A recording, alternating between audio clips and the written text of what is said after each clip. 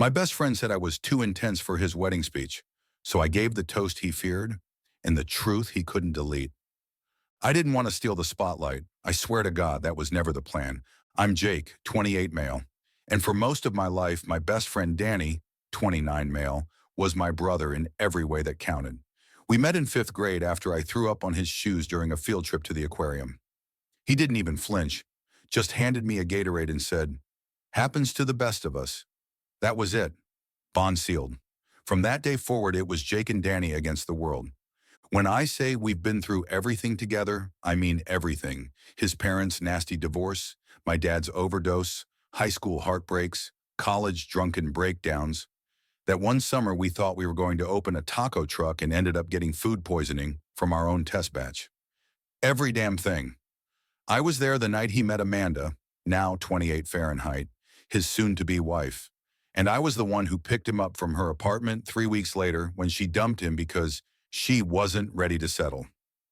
He cried in my passenger seat, half drunk on boxed wine, blasting Bon Iver and saying things like, "Maybe I'm unlovable." I didn't say a word, just drove him to the diner we always went to and slid him a milkshake across the booth like a peace offering. 2 months later, she took him back, and I kept my mouth shut, because that's what you do for your best friend.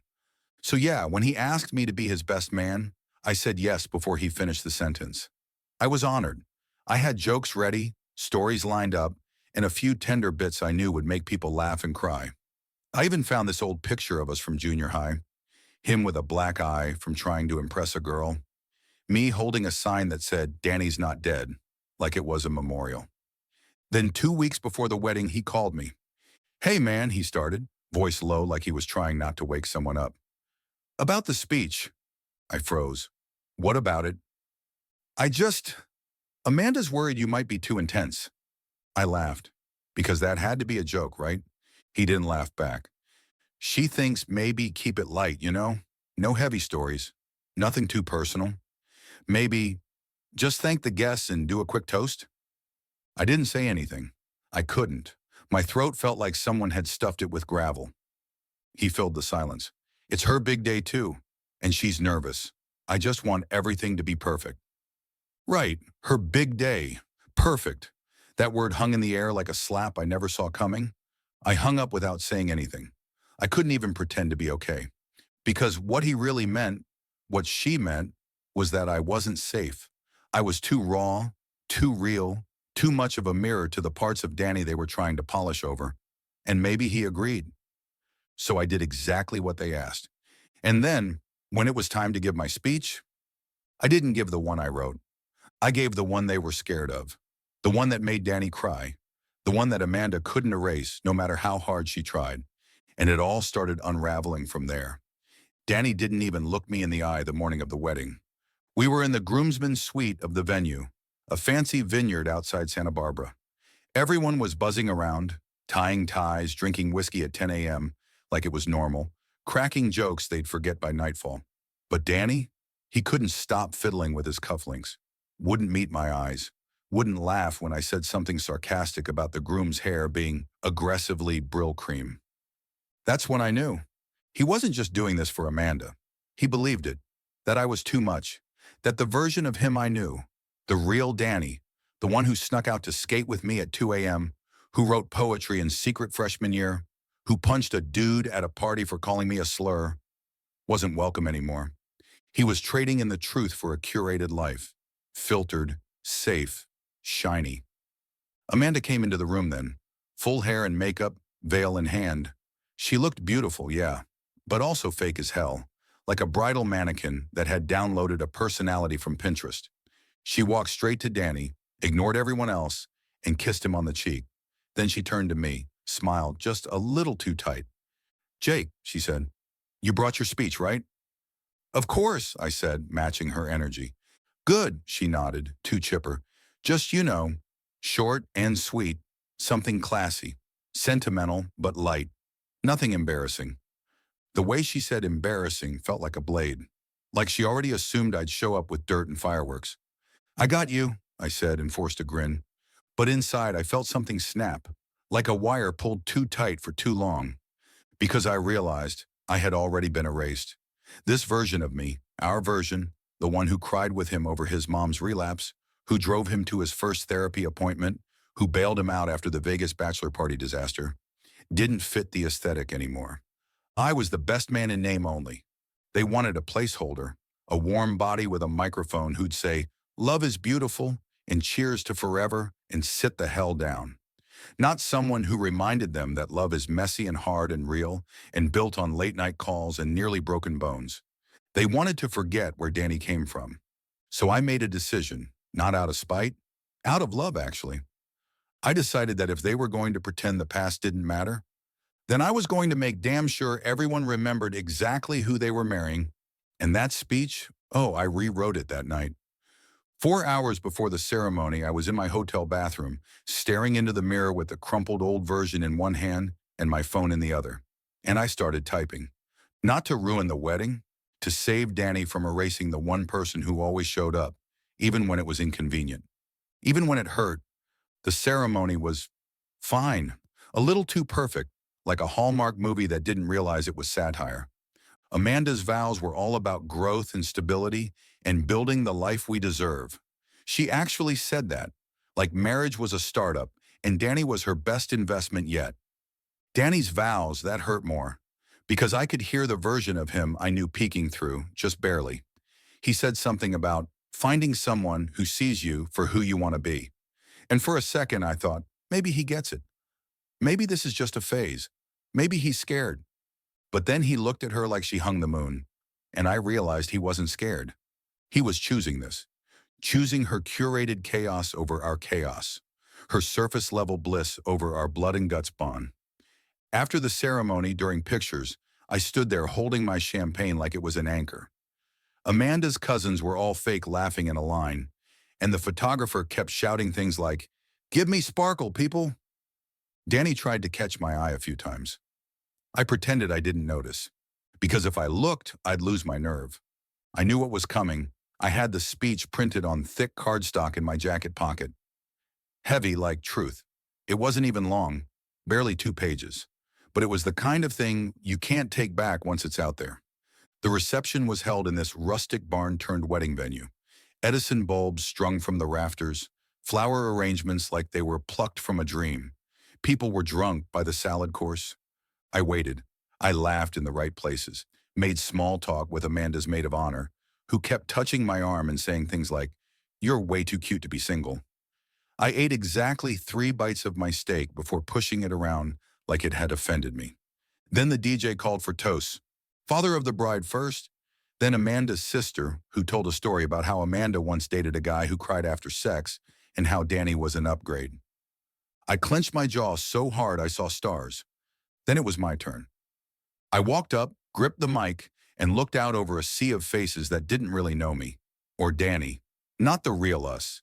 Not the versions that bled on each other's floors and patched each other up. I didn't start with a joke.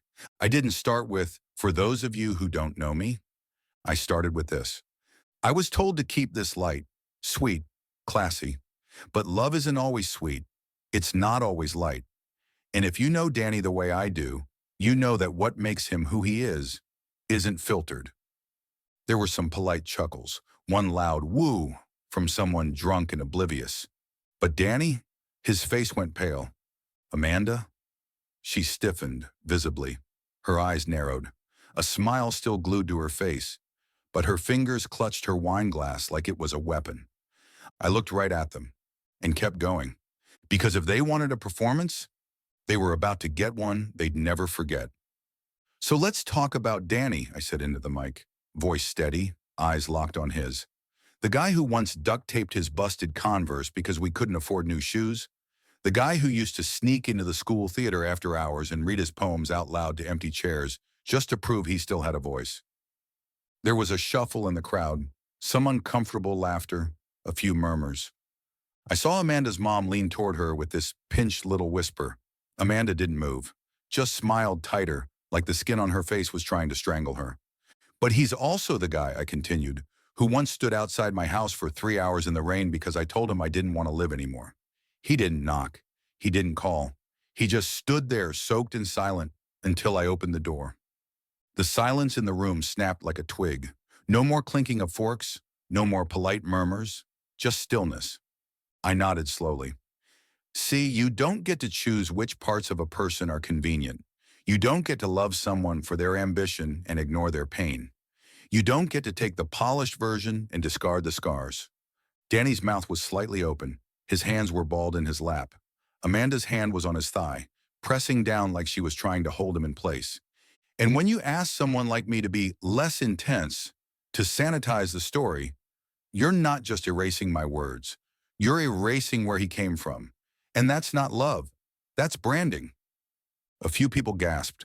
Someone near the back let out a soft, stunned, "Holy shit." I smiled then. Not sweet, not bitter, just real. So here's to Danny, I said, lifting my glass. Not the filtered version, not the husband-shaped mold we're all supposed to applaud, but the kid who stayed, who cracked, who climbed out of the dark and held the door open for me too. And then I looked at Amanda. And to Amanda, I added, voice a shade colder, I hope you learn that loving someone doesn't mean editing them. That was it. I walked off before the applause. There wasn't any at first, just silence, stunned, thick, cracking. Then a slow clap started somewhere in the back. One of Danny's old college friends, I think. Then another. Then a few people awkwardly joined in like they weren't sure if it was appropriate. I didn't care. I wasn't listening anymore. I passed Danny's father on the way out. He grabbed my arm, eyes wide with something like gratitude or maybe regret. He didn't say a word. Amanda's eyes followed me like a hawk. Her face was blank, but her knuckles were white around her champagne flute. Later that night, I sat on the curb outside the venue with my suit jacket off, tie undone, watching the stars fade behind light pollution. That's when Danny came outside. He didn't say anything right away, just sat next to me. Finally, he exhaled like he hadn't been breathing all night. I didn't know you were going to do that, he said. I know, I said back. She's pissed. Yeah, I figured. We sat there in silence, and then he said it. Quiet, hoarse, like he was choking on it. Thank you. Update 1. First of all, wow. I've read every comment, every DM, every "you're my hero," and you probably just ruined his life message. And I gotta say, y'all are a wild, brilliant mix of chaotic good and emotional hitmen. One person said, I emotionally yeeted that wedding into therapy, and I snorted water through my nose. Whoever you are, I hope your coffee is always hot and your enemies stub their toes. To answer the biggest question, yeah, Danny and I talked. A lot. Like 3 hours sitting on that curb, him slowly unraveling everything he'd been swallowing for the past year. Apparently, Amanda hated the version of me that reminded him of the version of himself he'd buried. That speech didn't just crack their wedding veneer, it cracked his illusion of being happy enough. He told me, and this part broke me, that he'd started to feel like a guest in his own life. And Amanda? Oh, she lost it. Not during the reception. No, she held it together until the last guest left, then apparently trashed their bridal suite like a rock star with a grudge. Screaming, sobbing, full emotional breakdown. Danny's mom later told me she shattered a mirror and blamed me for ruining the aesthetic of her marriage. Not the marriage, the aesthetic. People keep asking if I regret it, if I'd take it back. Because for the first time in months, Danny looked like himself again. And if that cost me a few fake smiles and a blacklisted seat at some future baby shower, so be it. Now buckle up, because the fallout's only just begun. Amanda went nuclear. The morning after the wedding, my phone blew up with messages from numbers I didn't recognize, fake Instagram accounts, even an old college group chat that hadn't been active since 2018. Apparently, word had gotten around that I sabotaged the wedding, that I humiliated the bride in front of her family, that I ruined what was supposed to be a sacred day. Sacred, huh? I didn't know wedding decor was sacred now. Amanda posted a long, crying selfie video on her Instagram stories. Yeah, I saw it. Someone screen recorded it for me. She said, and I quote, "Some people just can't stand to see others happy. They twist your story, make your past into a punchline, and hijack your moment for their own therapy session." She also called me unstable, which, okay, pot, meet kettle. But here's where it gets twisted. Amanda didn't just lash out online. She started messaging people in Danny's family, telling them I'd betrayed their trust, said I'd weaponized trauma, and projected my jealousy onto their wedding. She even tried to contact my mom. Then came the real cherry on top. Amanda showed up at my apartment. I was sitting on my couch watching the bear and trying not to spiral when there was a knock. Not a neighbor's knock. That knock. The kind that carries the fury of someone rehearsing a monologue all the way over in the Uber. She looked rough. No makeup, hair in a bun that said, emotional crisis. She didn't wait to be invited in, just pushed past me. You think that was brave? She snapped, eyes red. That speech? You think you're some kind of hero? I didn't say anything. I'd already said enough. He was mine, she hissed. You knew he'd follow you if you made it about the past. And that's when it hit me. She wasn't mad that I spoke. She was mad that Danny listened. She wasn't scared of me. She was scared of the parts of Danny that still loved himself before her. She walked over to my fridge, of all things, ripped down a photo of me and Danny from college that I'd tacked up with a magnet, and threw it on the floor. You're toxic, she said. You think pain is romantic. You think suffering makes things more real. But real love grows up. I watched her leave without picking up the photo. I didn't stop her. Because the thing is, she was right about one thing. I do think love is messy and painful and imperfect, but it's also honest. And what they had? That was a photo shoot, a campaign, a narrative with good lighting. And I'm done being the ghostwriter for someone else's fantasy. Now the real reckoning begins. Because Danny, he hasn't gone home yet. Danny stayed with me for 3 nights after the wedding. Not a word to Amanda. No calls, no texts. He didn't even bring clothes. Just showed up with nothing but the suit he got married in and a face that looked like it had aged 10 years overnight. The first night, we barely talked. I made us grilled cheese and soup. He sat on the edge of the couch, holding the bowl like it might break if he breathed too hard. I didn't push, didn't ask questions, just sat beside him in silence while some late-night infomercial played in the background. The second night, he cracked. She said I was weak, he mumbled, eyes locked on the dark TV screen. She said I couldn't make decisions without you. I didn't know what to say, because in a way, maybe Amanda wasn't totally wrong. He did lean on me. Always had. But it was never about control. It was about safety. I was the one who knew him before he got filtered and cropped and turned into a success story. She told me she wanted a man who didn't need a support system, he continued. Someone who didn't hold on to high school trauma like it was a badge. That one stung, because I was the high school trauma. I was the badge. She hated how close we were, I said finally. He didn't answer.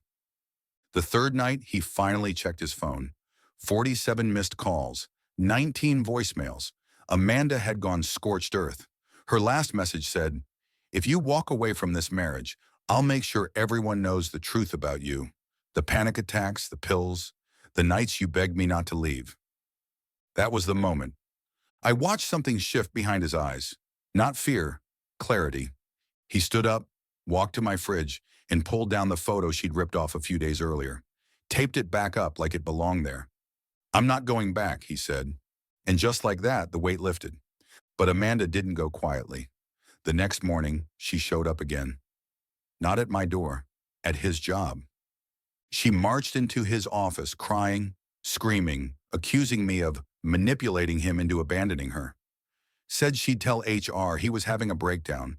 Said she'd post screenshots of their fights, edited ones, of course, if he didn't make this right. Security had to escort her out.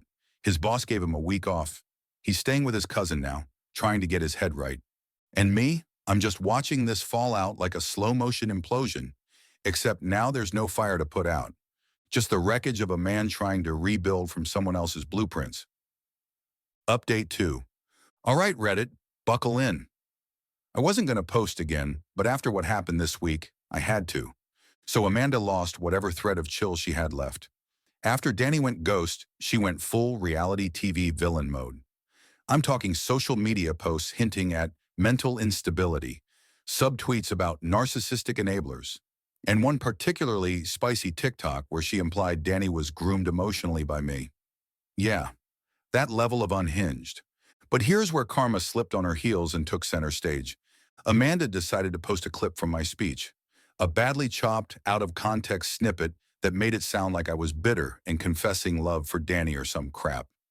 She tried to spin it into some messy emotional triangle, except turns out one of her bridesmaids filmed the whole speech, and she liked it. She posted the full thing with captions, tagged me, tagged Danny, added the caption, "Sometimes the truth doesn't ruin a wedding, it saves a person." It blew up, like viral. People flooded Amanda's comments, strangers, friends, even her old coworkers. Suddenly the narrative flipped. She deleted all her socials within 48 hours. Danny sent me a screenshot of a text she sent him afterward. "You humiliated me. I'll never forgive you for choosing him over me." He just replied, "He never made me choose." "You did." Anyway, we're okay. He's okay. He's starting therapy, living with his cousin, and he said something yesterday that hit me square in the chest. "For the first time in years, I don't feel like I'm lying to be loved." That's worth every second of this fallout. More to come. Maybe, if she resurfaces or tries to spin another version of the story.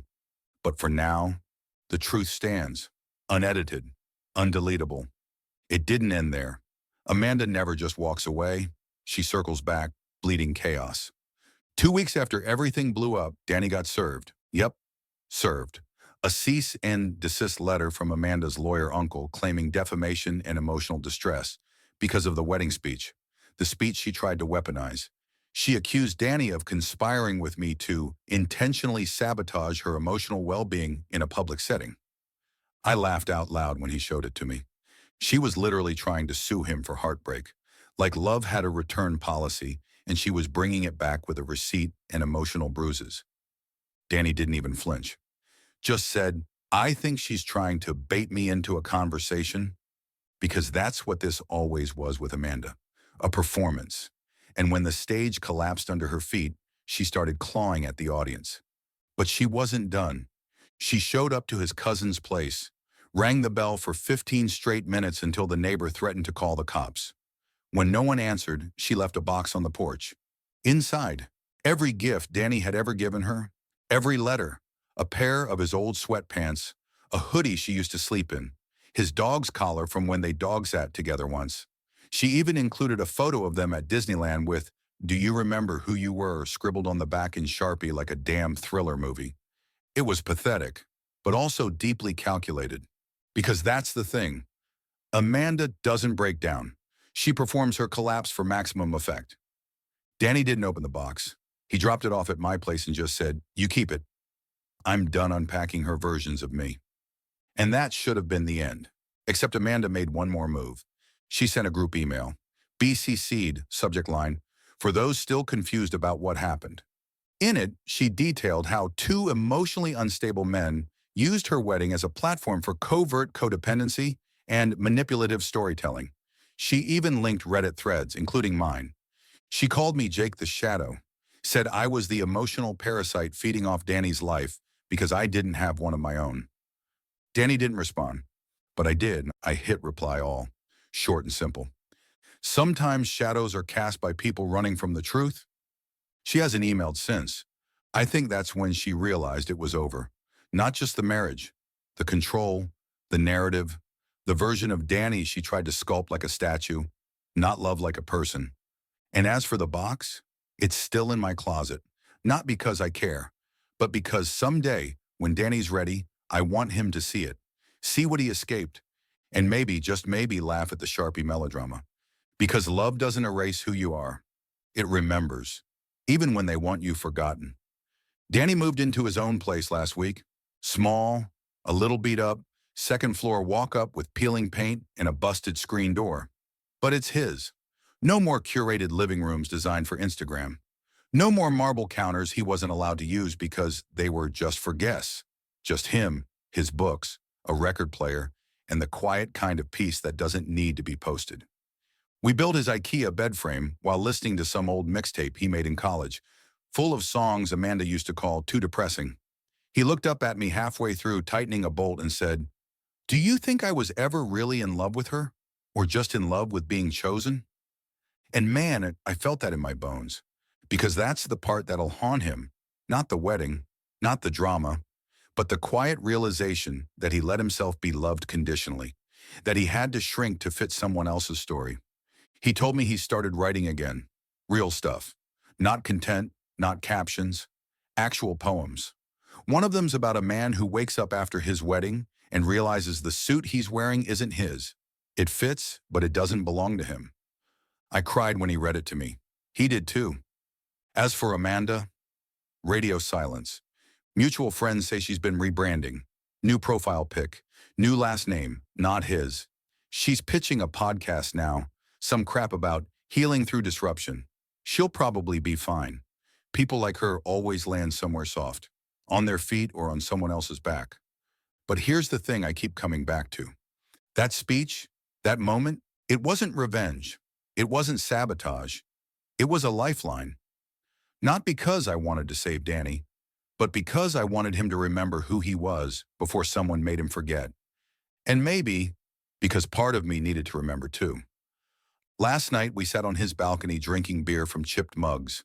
No big confessions, no therapy talk, just music and breeze and laughter that didn't sound like it was trying to convince anyone of anything. He leaned back, stared at the sky and said, "You know what's wild?" "What?" "That she was right about one thing." "Oh yeah, I am intense, but maybe that's not the flaw she thought it was." And just like that, the last piece clicked. He wasn't too much. He was too real for someone who wanted a mannequin in a tux. So if you're ever told you're too intense, too emotional, too raw, maybe they're not scared of your mess. Nah. Maybe they're scared they'll never be brave enough to live in it too. I'll take messy, flawed, unfiltered love over polished loneliness any day. So here's to the speech she feared, and the man who finally heard it,